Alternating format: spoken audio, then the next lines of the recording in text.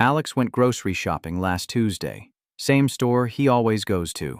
Same list he writes every week. He picked up coffee, ground beef, a few eggs, bread, got to the checkout. The total was $41. He stopped. 6 months ago, that exact basket cost him $33. He had not added a single new item. Same brands, same quantities. He checked the receipt standing right there at the counter, trying to figure out what changed. Nothing changed about Alex. But something changed about the world he lives in. And here is what nobody is telling you clearly. That extra $8 is not because your local shop is being greedy. It is not because of your country's economy. It is because of a decision made in one country by one government that sent a shockwave through every supply chain, every factory, every shop, and every grocery receipt on this planet. This is Vish Invest, where we break down money and financial decisions with real-life examples.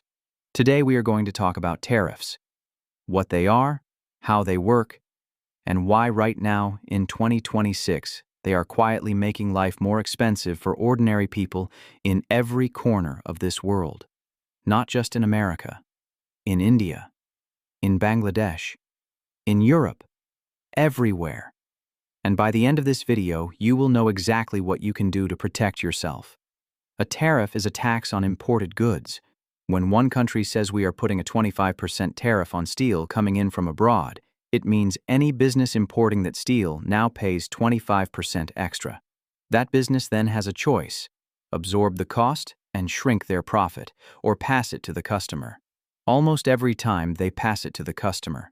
Here is the critical thing most people do not realize. The country being taxed does not pay the tariff. The person buying the product pays it. It is quiet. It is invisible. It shows up as a higher number on your receipt, and you never know why.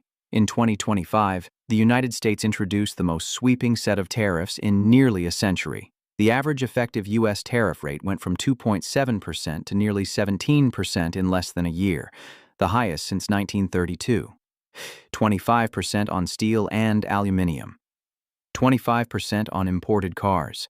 Tariffs ranging from 10 to 50% on goods from dozens of countries around the world. The U.S. government collected an extra $195 billion in tariff revenue in 2025 alone. That money came from somewhere, and it did not come from foreign governments. Alex has a cousin named James who lives in Chicago. James called him last month to catch up. The first thing James said was, not hello, it was, my car insurance went up again and I have no idea why. Here is why.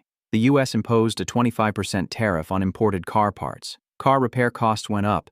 Insurance companies pay for repairs, so insurance premiums went up. James never bought a single imported part. He never interacted with any tariff directly, but he is paying for it every single month without knowing it.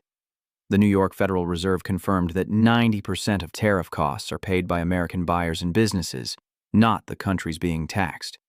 A middle-income American household is estimated to face $1,500 more in costs in 2026 because of these tariffs. That is not a one-time hit. That is an ongoing drain, month after month, on the same paycheck that was already stretched. James told Alex that his coffee costs noticeably more this year. He is right. U.S. tariffs on Brazil and Colombia caused coffee prices to rise 20%. Ground beef is up more than 15%. Clothing is up, electronics are up. And here is the brutal part that economists at Michigan State University confirmed. Food prices are downward sticky.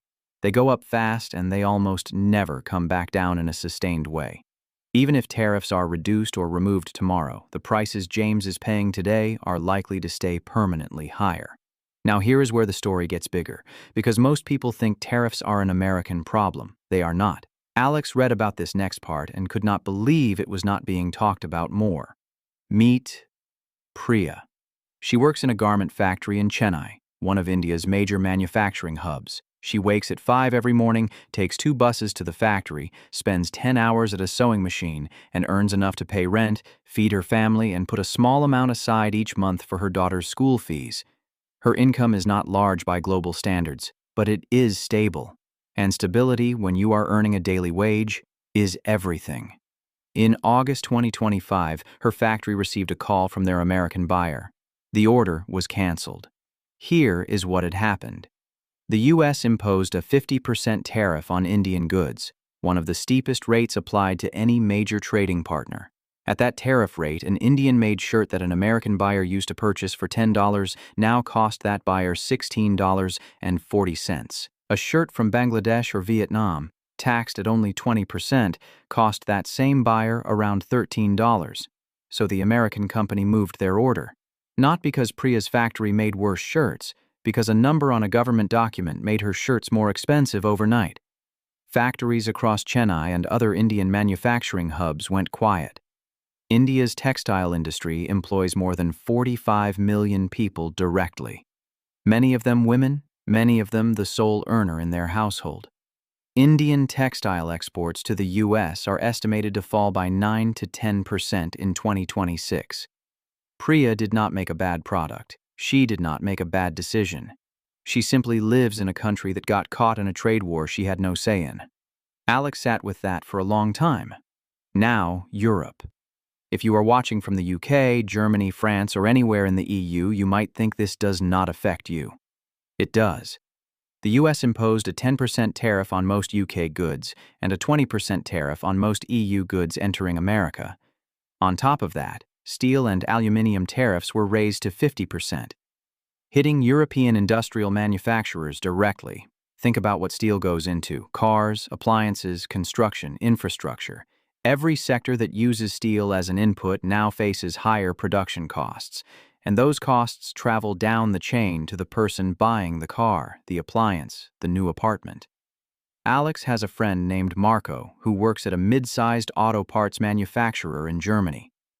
Marco told him in January that their American contracts had been quietly renegotiated downward. The American buyers were paying more in tariffs, so they pushed back on prices, asked for discounts, or simply moved some orders elsewhere. Marco's factory did not close, but bonuses were cut. New hiring was frozen, and the workers on the floor felt it, not through one dramatic announcement, but through a slow, quiet tightening that nobody officially explained to them. The OBR in the UK forecast that export markets would grow more slowly over the coming years as a direct result of global trade disruption. For ordinary European workers in trade-exposed industries, that means fewer orders, compressed margins, and in some cases job insecurity, all because of tariffs on the other side of the Atlantic. And then there is Bangladesh, where the stakes are the highest of all. Bangladesh is the world's second-largest garment exporter. The garment sector is not just an industry in Bangladesh, it is the backbone of the entire economy, making up roughly 80% of total exports. More than 4 million workers, the majority of them women, work in those factories. A job in a Dhaka garment factory paying the equivalent of $6 a day is not a small thing. For millions of families, it is the difference between sending children to school and not. Between 1 meal a day and 3. The U.S. initially imposed a 37% tariff on Bangladeshi goods before it was negotiated down to 20%. Even at 20%, Bangladesh lost the cost advantage it had spent decades carefully building. Orders slowed. Buyers hesitated. Factory managers started doing the math and realizing that margins were too thin to survive at the new price points American buyers were willing to pay. Alex thought about this for days after he read it. These are not abstract numbers. These are families. These are mothers deciding which child gets to stay in school when the monthly income drops by a third. Here is the thing that ties all of this together, the chain reaction that nobody explains clearly enough. When the U.S. reduces imports from one country, that country does not just absorb the loss quietly. It redirects its goods to other markets, flooding Europe, Asia, and other regions with products it can no longer sell to America. That creates new competition in those markets, squeezing local producers who now face lower prices from redirected goods. Meanwhile, American buyers pay more because tariffs raised the cost of everything they import. Businesses that relied on global supply chains suddenly find their cost structures broken. Some pass the cost to consumers, some shrink operations, some close entirely.